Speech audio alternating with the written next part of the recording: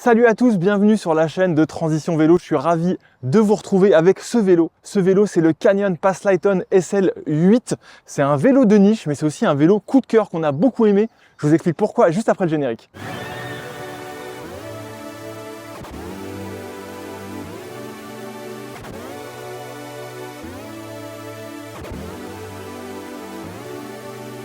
Alors avant de vous parler de ce vélo, je vais vous inviter à vous abonner à la chaîne si vous appréciez notre contenu, ça fait toujours plaisir, c'est très important pour nous de faire monter comme ça le nombre d'abonnés à la chaîne, ça nous donne de la force et puis ça nous donne de la visibilité et c'est très important pour qu'on puisse continuer à faire ce que l'on aime, c'est-à-dire vous parler de vélo. Alors c'est quoi un Passlight chez Canyon? Eh bien c'est un VTC, un vélo de balade, de randonnée. C'est un vélo qui va être plus confortable qu'un vélo de route, qui va être moins sportif qu'un VTT, mais qui va quand même être plus polyvalent qu'un vélo urbain. Un vélo fait pour se balader, tout équipé, sur tous les chemins, donc on l'a dit. Et puis chez Canyon, c'est un peu compliqué, je vais vous expliquer. Il y a donc le Passlight, qui est un vélo normal, les Passlight On, qui sont les versions électriques. Et dans ces Passlight On électriques, il y a deux types de vélos. Il y a d'abord le Passlight On SUV. Ce sont des gros vélos qui pèsent 26, 28, 29 kg, qui démarrent à 3 000 € jusqu'à plus de 6 000 € et qui sont tout équipés avec une grosse fourche suspendue à l'avant, des gros pneus type VTT, tout équipé de garde-boue, de porte-bagages, d'éclairage, etc. qui sont motorisés par du Bosch Performance Line CX, donc le plus gros moteur de Bosch, avec de très grosses batteries qui vont pouvoir aller jusqu'à 750 Wh, donc on l'a compris, des mouse costaud vélos pour se balader. Et puis il y a à l'inverse des SL pour super light, qui sont du coup des Passlighton, des vélos tout chemin encore une fois, mais plus légers. Alors il faut savoir que dans ces Passlighton, il y a trois vélos, il y a le SL4, le SL6 et le SL8. Celui-ci, c'est le 8, il est un peu différent des deux autres, qui sont pour le coup moins chers, parce qu'ils commencent à 2 700 €, mais qui sont aussi, et c'est un peu paradoxal, plus confortables et mieux équipés. Les Passlighton SL4 et 6, ils vont avoir des garde-boue, un porte-bagages, des éclairages intégrés, tout ce que celui-ci n'a pas. Il tourne pourtant sur la même motorisation, donc là c'est un moteur Bosch Performance Line SX, le dernier né de la gamme Bosch, un petit moteur qui développe 55 Nm de couple et qui ne pèse que 2 kg au niveau du pédalier, donc ça c'est très bien. Donc voilà, la même base, le même cadre pour les vélos, mais deux versions inférieures qui sont plus confort, plus polyvalentes. Pourquoi? Parce qu'elles pèsent autour des 21 kg, mais celui-ci, le 8, c'est un vélo un peu, comment dire, pour les esthètes, pour ceux qui veulent aller chercher le rendement. Donc c'est un vélo qui pèse que 17,5 kg. C'est vraiment léger hein, pour un vélo électrique, on va pas se mentir.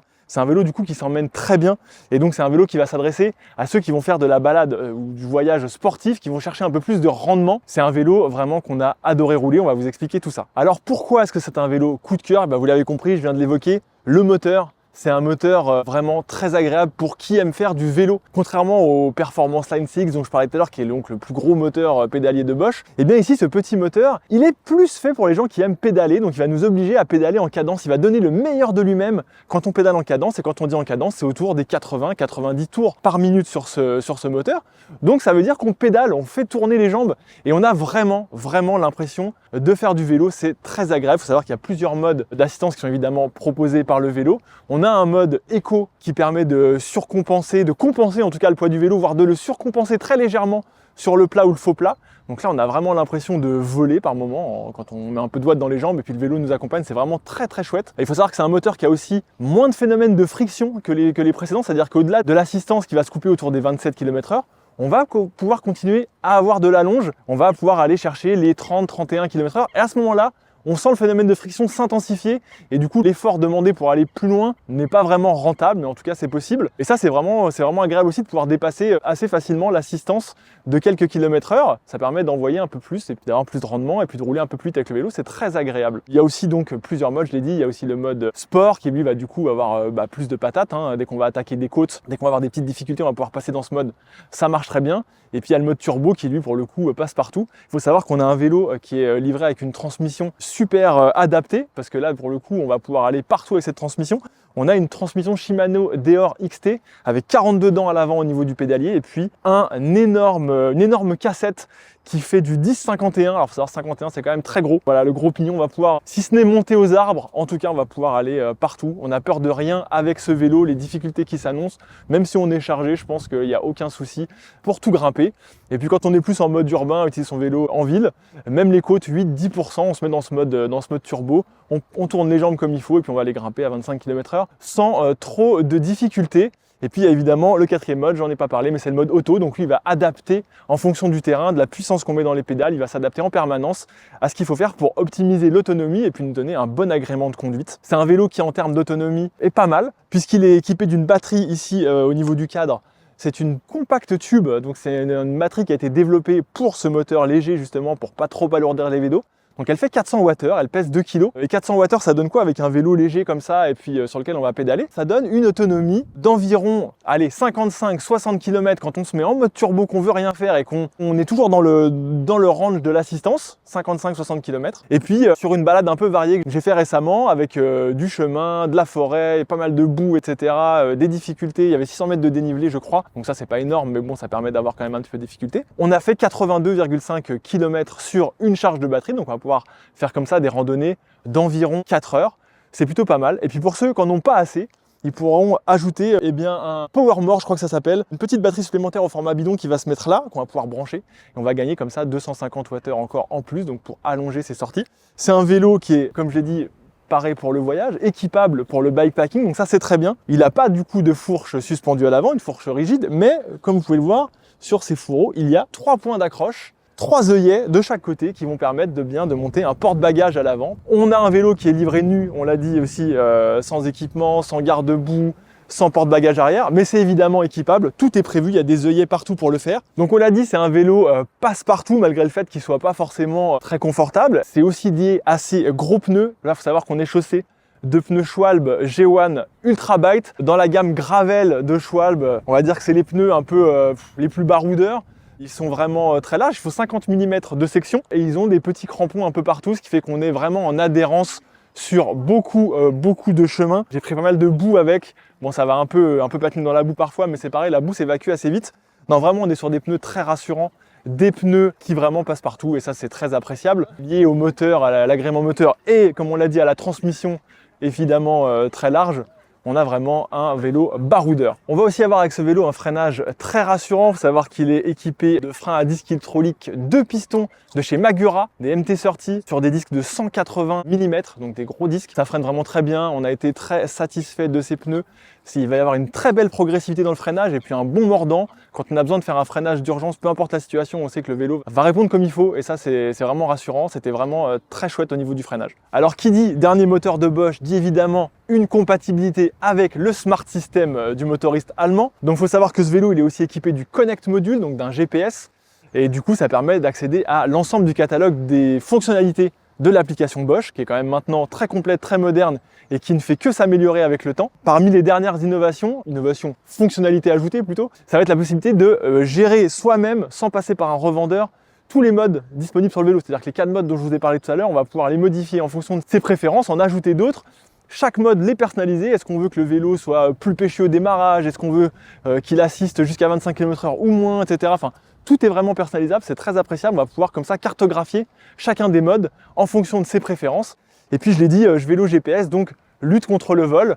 On va avoir la possibilité de géolocaliser son vélo. On va pouvoir aussi verrouiller le moteur de manière numérique pour éviter que des voleurs puissent s'en servir. Et puis il y a une fonction qui s'appelle l'Alarme Plus, qui est offerte la première année, plus payante pour quelques euros par mois, qui va lui permettre de recevoir une notification au cas où le vélo est bougé, et puis enfin de le géolocaliser pour essayer de le retrouver si malheureusement il venait à être volé. Toute cette partie motorisation, eh bien, elle se contrôle sur le cintre à l'aide d'une petite commande Furion 200. Franchement, c'est un bon choix sur ce type de vélo, je trouve, parce que déjà c'est une commande qui tombe, toutes les commandes tombent sous le pouce et c'est très agréable de manipuler. On change de mode, on regarde les différentes informations sur le petit écran, c'est suffisant. Et puis surtout, ça permet de laisser de la place au niveau de la potence pour, eh bien, soit se servir de son téléphone comme d'un afficheur, donc ça va être possible avec notamment un support SP Connect, ou alors en montant, si on le souhaite, le smartphone grip de Bosch, c'est aussi possible de le récupérer en option. Et puis surtout, ça va permettre de garder de la place pour mettre, eh bien, comme on l'a dit, un vélo un peu sportif. Chacun va pouvoir adapter son GPS vélo dessus. Donc que ce soit Garmin, Burton ou peu importe comment vous êtes équipé, vous allez pouvoir monter votre petit GPS vélo ici pour avoir toutes vos statistiques. Et du coup, c'est plutôt pas mal. Ce vélo, vous avez compris, on l'a beaucoup aimé, mais il a aussi des défauts, il n'est pas non plus parfait. Le premier défaut, principal moins, on va dire, c'est le confort. Parce qu'on a évidemment, du coup, pas de fourche suspendue à l'avant. et du coup ça va pénaliser le confort malgré le fait qu'on ait des pneus à quand même un bon volume d'air. Voilà, et puis on a une selle qui est assez moyenne, mais montée sur une tige de selle qui quand même est très intéressante pour le coup, parce que c'est une tige de selle qui est en carbone à 2 lames et qui a du flex, c'est-à-dire qu'en fait le carbone est travaillé pour qu'avec les soubresauts et puis le poids du pilote, il y ait un petit flex jusqu'à 2 cm, et ça on le ressent bien. C'est vrai qu'on le ressent bien quand ça bouge beaucoup, qu'on est quand même un peu amorti, même si évidemment c'est pas aussi confortable qu'une véritable tige de selle suspendue comme ça existe. Donc voilà, mais pas de fourche, pas de tige de selle télescopique, donc forcément en confort on perd un peu. On a aussi un vélo qui a des pédales en nylon livrées de base qui sont assez moyennes, avec un grip assez moyen, qu'on sera un plaisir de changer avec des pédales de meilleure qualité si on le souhaite. Et puis enfin, évidemment on l'a dit, vélo qui est livré nu, sans équipement, donc ça peut être mis dans la catégorie des moins, même ça va permettre à chacun de l'équiper comme il le souhaite, et puis ça permet à Canyon d'afficher quand même un poids de seulement 17,5 kg, c'est quand même un argument. Mais voilà, il faut savoir que le vélo, il est équipé nu, donc il va falloir rajouter, repasser à la caisse si on veut lui ajouter des garde-boue, des porte-bagages, etc. C'est donc, comme on l'a dit en début de vidéo, aussi un vélo de niche. Pourquoi de niche ? Parce que ce vélo, on a pris beaucoup de plaisir à rouler dessus, on l'adore, il est super pour faire plein de choses, mais malgré tout, on ne sait pas à qui le proposer, on ne sait pas à qui il s'adresse ce vélo. En réalité, ses premiers concurrents, ça va être les versions inférieures, le Canyon Passlighton SL4 et SL6. Un SL4 et un SL6, c'est 2700 et 3000 €, donc c'est moins cher, parce que celui-ci, il est à 3750 €. C'est des vélos qui sont livrés mieux équipés, ils vont avoir des garde-boue, un porte-bagages à l'arrière, de l'éclairage, on l'a dit. C'est des vélos qui vont avoir aussi une fourche suspendue à l'avant, donc ils vont être plus confortables. Et donc c'est des vélos qu'on va tout de suite pouvoir utiliser au quotidien, avec lesquels on va pouvoir faire plein de choses. Donc au final, on se dit, à part ceux qui veulent vraiment chercher le rendement et puis la légèreté à tout prix, et qui vont vouloir mettre 750 € de plus pour avoir une meilleure transmission, puis un vélo un peu plus sportif, est-ce que ça les vaut ? Je sais pas, je pense que vraiment le commun des mortels, beaucoup de gens qui seraient intéressés par ce vélo iront sur les versions inférieures. Et puis on a aussi un vélo de niche, parce que aussi les gens qui cherchent ce type de vélo, ce type de performance, ce type de capacité, vont aller vers un gravel. Voilà, un gravel, ça sera le même vélo, le même genre de vélo en tout cas, mais avec un cintre course, une position peut-être encore un petit peu plus sportive, un peu plus engagée.